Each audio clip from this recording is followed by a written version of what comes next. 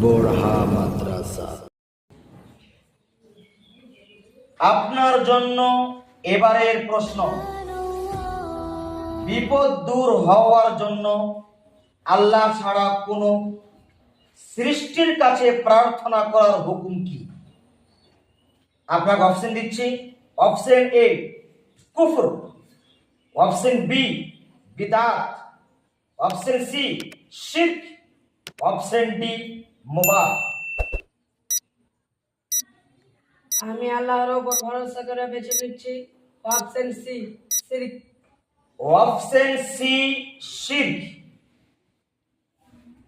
মানব জাতিকে যদি কোনো বিপদ হয়, কোনো আজমাইশ হয়, তাহলে সে যেন আল্লাহর নিকটেই প্রার্থনা করে, আল্লাহর কাছে দোয়া করে। এটাই চূড়ান্ত কথা। মানুষ যদি আল্লাহ ছাড়া অন্য কোনো সৃষ্টির কাছে গিয়ে যদি প্রার্থনা করে, তাহলে আপনি বলছেন তার হুকুম হলো শিরক।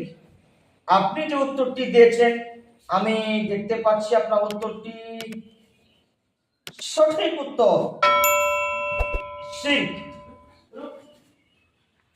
যেই ব্যক্তি আল্লাহ ছাড়া অন্য কারোর কাছে বিপদ দূর করার প্রার্থনা করবে, সে ব্যক্তি শিরক করবে। সঠিক উত্তর।